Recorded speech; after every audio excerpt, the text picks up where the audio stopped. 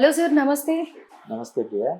Sir, Nani ప్రొడ్యూసర్గా court versus nobody అన్న టైటిల్తో వస్తూ ఉన్నారు. అది డిఫరెంట్గా అనిపిస్తుంది అండ్ కొత్త రకమైన కాన్సెప్ట్. ఇప్పటి వరకు ఇలాంటి బ్యాక్డ్రాప్ అంటే మీరు చెప్తారు ఆఫ్ కోర్స్, కాకపోతే ఇప్పుడు ప్రజెంట్ ఏదైతే పోక్సో అన్న దాని మీద అందరికీ అవేర్నెస్ వచ్చింది, వాటి మీదనే ఎక్కువ కేసెస్ కూడా మామూలుగా సొసైటీలో చూస్తూ ఉన్నాం. దానికి సంబంధించి తీసుకొని మూవీ ప్రొడ్యూస్ చేశారు నాని గారు. ఎలా ఉండబోతుంది అని అంటారు? అంటే after a long time, Sankranti తర్వాత ఈ మూవీ వస్తుంది. అంటే ప్రొడ్యూసర్గా నానికి మంచి ట్రాక్ రికార్డ్ ఉంది. అతను ఫస్ట్ సినిమా ఆ సినిమాతోటే ప్రశాంత్ వర్మ, హనుమాన్ ఫేమ్ ప్రశాంత్ వర్మ డైరెక్టర్గా ఇంట్రడ్యూస్ అయ్యాడు. తర్వాత అతను తీసిన హిట్ 2 కూడా మంచి హిట్ అయింది. హిట్ 3 కూడా వస్తుంది, రేపు May 1st అది వస్తుంది. నాని ప్రొడ్యూస్ చేస్తున్న సినిమా కాబట్టి సహజంగానే ఈ కోర్టు అనే సినిమా మీద మంచి అంచనాలు ఉన్నాయి. ఇంకొకటి మనం చూస్తే ఈ కోర్టు నేపథ్యంలో, అంటే కోర్టు డ్రామా నేపథ్యంలో వచ్చిన సినిమాలు ఎక్కువ శాతం హిట్ అవ్వడానికి అవకాశాలు ఉన్నాయని నాకు అనిపిస్తుంది. ఎందుకంటే కొంచెం వెనక్కి వెళ్తే ఎన్టీఆర్, సావిత్రి, కృష్ణ, సోహన్ బాబు సినిమా ఒకటి ఉంటుంది, విచిత్ర కుటుంబం అని. అంటే ఓల్డెన్ డేస్ లో కూడా బొబ్బులిపులి, దాసనారాయణరావు ఎన్టీఆర్ కాంబినేషన్ లో వచ్చిన బొబ్బులిపులిలో కూడా కోర్టు డ్రామా ఎక్కువ ఉంటుంది. అలాగే న్యాయం కావాలి కావచ్చు, అభిలాష, ఇలాగ కొన్ని సినిమాలు రీసెంట్గా పవన్ కళ్యాణ్ యాక్ట్ చేసినటువంటి వకీల్ సాబు. అంటే తెలుగులో వకీల్ సాబు ఆశించిన స్థాయిలో విజయం సాధించి ఉండకపోవచ్చు, ఎందుకంటే అది ఆల్రెడీ హిందీలో అమితాబ్ బచ్చన్ చాలా పెద్ద హిట్, అది పింక్ అని అమితాబ్ బచ్చన్ చేశాడు. అలాగే తమిళంలో అజిత్ చేశాడు. అటు హిందీ వెర్షన్ ఇటు తెలుగు వెర్షన్ చూసేసి దాన్ని కంపేర్ చేసుకోవడం వల్ల కావచ్చు, లేదంటే పవన్ కళ్యాణ్ ఇమేజ్ మరీ ఎక్కువైపోవడం వల్ల కావచ్చు, ఆశించిన స్థాయిలో ఆ సినిమా విజయం సాధించలేదు. కానీ ఓవరాల్గా ఏంటంటే కోర్టు నేపథ్యంలో నడిచే సినిమాలని ప్రేక్షకులు ఎందుకు ఇష్టపడతారు అంటే ఇంట్రెస్టింగ్గా. అలానే కోర్టు బ్యాక్డ్రాప్లో ఏదో రొటీన్ సినిమా వచ్చేస్తే హిట్ అవుద్దని కాదు, ఏమాత్రం ఇంట్రెస్టింగ్ ఉన్నా కూడా ఖచ్చితంగా హిట్ అవ్వడానికి అవకాశాలు ఉన్నాయి. ప్లస్ ఇందులో టైటిల్ కోర్టు వర్సెస్ నోబడి, అంటే ఒక సామాన్యుడు, ఒక అనామకుడు చేసే పోరాటం లాగా, ఒక అనామకుడికి జరుగుతున్న అన్యాయాన్ని చేసే పోరాటం లాగా అది కనిపిస్తుంది. కాబట్టి అంటే సహజంగా ఎప్పుడు కూడా ఒక సాధారణమైనటువంటి వ్యక్తి ఒక వ్యవస్థతో పోరాటం చేస్తున్నప్పుడు ప్రతి ఒక్కరు కూడా ఐడెంటిఫై చేసుకుంటారు, దాన్ని అంటే అరే ఈ సామాన్యుడు గెలవాలి ఈ వ్యవస్థ మీద అని చెప్పి జనాలు, ప్రేక్షకులు కోరుకుంటారు. కాబట్టి కూడా ఈ సినిమా హిట్ అవ్వడానికి ఎక్కువ అవకాశం. సో అందుకే ఒక మిడిల్ క్లాస్ ఫ్యామిలీని చూస్ చేసుకున్నారు అని అనుకోవచ్చా? అలానే కాదు, మిడిల్ క్లాస్ అని కాదు, అంటే జనరల్ గా మరి అనామకుడు అంటే మిడిల్ క్లాస్ కూడా కాదు, బిలో ది పావర్టీ. ఇక్కడ ఇంకొకటి ఏంటంటే నాని ఒక స్టేట్మెంట్ ఇచ్చాడు, నేను ప్రొడ్యూస్ చేస్తున్నటువంటి ఈ సినిమా మీరు నా మీద నమ్మకంతో సినిమాకి వచ్చి మీకు నచ్చకపోతే అసలు చాలా బోల్డ్ స్టేట్మెంట్ కదా. ఈ సినిమా మీకు నచ్చకపోతే నెక్స్ట్ వచ్చే నా సినిమా చూడకండి మీరు. అంటే ఒకవేళ కోర్టు సినిమా ఆదరణకి నోచుకోకపోతే, ప్రేక్షకులు ఆదరించకపోతే, రేపొద్దున హిట్ 3 సినిమా చూడమని అతను చెప్పడానికి కూడా అవకాశం లేకుండా పోతుంది. ఇంకా అది May 1 రిలీజ్ సినిమా, ఇంకా దాని ప్రమోషన్స్ అవి ఇంకా ప్రాపర్గా ఇంకా స్టార్ట్ చేయలేదు. ఒకవేళ నాని చెప్పినట్టు ఈ సినిమా హిట్ అవ్వకపోతే అసలు ఆ సినిమా బాగుంది, చాలా బాగుంటుంది సినిమా, మీరు చూడండి అని చెప్పడానికి కూడా అవకాశం లేకుండా అయిపోతుంది.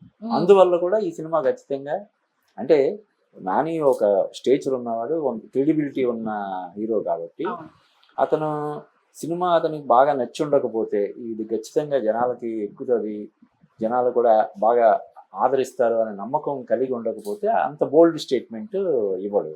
దానివల్ల కూడా ఈ కోర్టు సినిమా పట్ల అంచనాలు బాగా, మామూలుగా చూస్తే మనం అంతకుముందు వరకు కోర్టు సినిమా అనే దాని గురించి పెద్దగా ఎవరికి తెలియదు, వాళ్ళు కూడా దాన్ని ఎక్కువ మరీ హైప్ తీసుకురావాలని అనుకోలేదు. మా కొంచెం సైలెంట్గానే వచ్చి ఉట్టి కొట్టాలన్న ఉద్దేశంతో వాళ్ళు ప్లాన్ చేసినట్టు అనిపిస్తుంది. ఇప్పుడు ఈ నాని స్టేట్మెంట్ తోటి ఒక్కసారి ఆ సినిమా మీద అంచనాలు అయితే పెరిగాయి. అందులో శివాజీ ఇందులో నెగిటివ్ షేడ్స్ ఉన్నారు చాలా రోజుల తర్వాత. అలాగే ప్రియదర్శి తను చేసే సినిమాలు కొంచెం సెలెక్టివ్ గా చేస్తుంటాడు, రోహిణి వీళ్ళందరూ. అలాగే సాయి కుమార్ ఉన్నాడు. అంటే కోర్టు బ్యాక్డ్రాప్ లో సాయి కుమార్ లాయర్ గా వాదిస్తుంటే ఎలా ఉంటుంది అన్నది మనం ఒకసారి విజువలైజ్ చేసుకుంటేనే మంచి ఇంట్రెస్టింగ్ అనిపిస్తుంది. ఒక సామాన్యుడి కోసం చేసే పోరాటం కాబట్టి జనాలందరూ కూడా ఏమాత్రం అది బాగుంటే బ్రహ్మాండమైన పెద్ద హిట్ చేయడానికి అవకాశాలు ఉంటాయి. ఆ మెయిన్ లీడ్ ఎవరైతే ఉన్నారో అబ్బాయి హర్ష కానీ లేకపోతే అమ్మాయి కానీ వాళ్ళు కొత్తగా అనిపించట్లేదు స్క్రీన్ మీద చూసినా కానీ. చైల్డ్ ఆర్టిస్ట్ గా చేశాడంట అబ్బాయి. అంటే ఇటువంటి సినిమాలకి కొన్ని ఇమేజ్ లేని వాళ్ళు ఉంటేనే బెటర్ అన్నమాట. కానీ ఫ్రెష్ ఫేస్ లాగే, ఎందుకంటే అబ్బాయిని హీరో హర్షని మాత్రం కొన్ని వాటిల్లో చూసాము, గుర్తుపడతాం. కానీ అంత నోటెడ్ కాదు కాబట్టి, అంటే వాళ్ళ నటనలో అనుభవం ఉండి పెద్దగా తెలియకపోవడం, అంటే బాగా నిశితంగా సినిమాలను ఫాలో అయ్యే వాళ్ళకి తెలుసు తప్ప మామూలుగా తెలియదు కాబట్టి అది ఓ రకంగా అడ్వాంటేజ్ అవుతుంది. ఇమేజ్ లేకపోవడం అన్నది అడ్వాంటేజ్. నేను స్టార్టింగ్ లో చెప్పినట్టుగా పోక్సో యాక్ట్ అనేది ఈ మధ్య కాలంలో ఎక్కువగా వినిపిస్తుంది కదా, దాన్ని బేస్ చేసుకొని తీయడం గురించి మీరు ఏమంటారు? అది అంటే పోక్సో చట్టం అనేది చాలా పవర్ఫుల్ చట్టం. అది నాన్ బెయిలబుల్, అంటే ఆ సెక్షన్ కింద కేసు పెడితే అవతల వాళ్ళు ఎంత ఇదైనా సరే దానికి బెయిల్ రావడం కూడా చాలా కష్టం ఉంటుంది. అంటే మైనారిటీ తీరని అమ్మాయి, ఒకవేళ అమ్మాయి పూర్తిగా సహకరించినా ఓకే అన్నా కూడా, అటువంటి పరిస్థితుల్లో కూడా 18 సంవత్సరాల లోపు ఆ అమ్మాయితో మిస్బిహేవ్ చేస్తే అది నేరం అన్నమాట. అంటే దీంట్లో ఇండైరెక్ట్ గా ఇంకెవరినన్నా ఇన్వాల్వ్ చేయడానికి చేశారని అనుకోవచ్చా? లేదు, ఆ స్టోరీలో ఒక భాగం. అదేమండి మామూలుగా, అంటే చాలా మందికి తెలియదు. ఇప్పుడు ఆడపిల్లలు ఏంటంటే 12-13 అంటే ఈ మధ్యన ట్రెండింగ్ లో ఉన్న మూవీ ఇండస్ట్రీకి సంబంధించిన వాళ్ళ పైనే ఇలాంటి ఒక యాక్ట్ ఉంది అనేది తెలుసుకున్నారు ప్రజలు. అలాగే ఓ పోక్సో యాక్ట్ అంటే ఇలా వర్తిస్తుంది. జానీ మాస్టర్ సంబంధించి నాకు తెలిసి అటువంటిది. పైగా ఇప్పుడు జానీ మాస్టర్ కేసుకు సంబంధించి భిన్నాభిప్రాయాలు ఉన్నాయి కాబట్టి దానికి దీనికి సంబంధం అనుకోవట్లేదు. అయితే ఇటువంటి చట్టం పట్ల అవగాహన కలిగించే ఇది కూడా మంచిది. ఎందుకంటే కొంతమంది ఏమనుకుంటారు, తను కూడా ఇష్టపడుతుంది కాబట్టి మనం ప్రొసీడ్ అవ్వచ్చు, ముందుకెళ్ళొచ్చు అని చెప్పి కొంతమంది అనుకుంటారు. కానీ తను అంగీకరించినా కూడా, తను పూర్తి స్థాయిలో సహకరించినా కూడా అది తీవ్ర నేరంగా దాన్ని ప్రభుత్వం పరిగణిస్తుంది, చట్టం పరిగణిస్తుంది. కాబట్టి ఆ విషయంలో అవగాహన కల్పించే అవకాశం కూడా ఈ సినిమా ద్వారా ఉంటుంది. అంటే ఏదైనా సరే మనం ట్రైలర్ చూస్తే చాలా ఇంట్రెస్టింగ్గా ఉంది. కొత్తగా ఎవరో డైరెక్టర్ పేరు ఏం పేరు? రామ్ జగదీష్. ఈ సినిమాతో రామ్ జగదీష్ అనే కుర్రాడు డైరెక్టర్గా ఇంట్రడ్యూస్ అవుతున్నాడు. అంటే జనరల్గానే ఫస్ట్ టైం డైరెక్ట్ చేసే వాళ్ళలో విపరీతమైనటువంటి ఫైర్ ఉంటుంది. ఎందుకంటే ఈ సినిమా హిట్ అయితేనే అతనికి నెక్స్ట్ ఫ్యూచర్ కాబట్టి వాళ్ళు మ్యాక్సిమం ఎఫర్ట్స్ పెడతారు. పైగా ఒక కొత్త డైరెక్టర్ చెప్పిన సబ్జెక్ట్ని ఒక ప్రొడ్యూసర్ ఓకే చేశాడంటే కూడా ఎంతో విషయం ఉంటే తప్ప ఓకే చేయరు. ఒకవేళ సబ్జెక్ట్ ఓకే చేసినా కూడా ఇటువంటి సెన్సిబుల్ సబ్జెక్ట్ని హ్యాండిల్ చేయగలుగుతారు లేదని వేరే ఎవరినైనా ఈ కథని మేము వేరే వాళ్ళని పెట్టుకుంటాం అనే ప్రపోజల్స్ కూడా చేస్తుంటారు. అటువంటిది ఒక కొత్త డైరెక్టర్ రామ్ జగదీష్ అనే కొత్త కుర్రాడు ఈ సినిమా ద్వారా దర్శకుడిగా పరిచయం అవుతున్నాడు కాబట్టి కూడా ఈ సినిమా హిట్ అవ్వడానికి ఎక్కువ అవకాశాలు ఉన్నాయని మనం చెప్పొచ్చు. ట్రైలర్ లో కూడా మీరు అన్నట్టుగా ఇప్పుడు రామ్ జగదీష్ కొత్తగా పరిచయం అయినా కానీ ఏం లేదు, ఇంతకు ముందు ఏదో చూసిన ఎక్స్పీరియన్స్ లాగే అనిపిస్తుంది తప్ప ఫ్రెష్ గా అంత బాలేదు అన్నట్టుగా ఏం లేదు. నరేషన్ అంతా కూడా చాలా గ్రిప్పింగ్ గా, చాలా ఇంట్రెస్టింగ్ గా, చాలా గ్రిప్పింగ్ గా ఉంది. అంటే ట్రైలర్ చూస్తే ఖచ్చితంగా మనం ఈ సినిమాకి వెళ్ళాలి, ఈ సినిమా చూడాలి, అసలు ఏంటి స్టోరీ అన్న క్యూరియాసిటీ వస్తుంది. ఇందాక మనం చెప్పినట్టు ఇంక నాని ఇచ్చిన స్టేట్మెంట్ ఎలాగ ఉంది, ఈ సినిమా మీకు నచ్చకపోతే ఇంక నా సినిమాలు ఏవి చూడొద్దు అన్నట్టుగా మాట్లాడారు. కాబట్టి కూడా ఈ సినిమా మీద మంచి అంచనాలు ఏర్పడడానికి కారణాలు అయినాయి.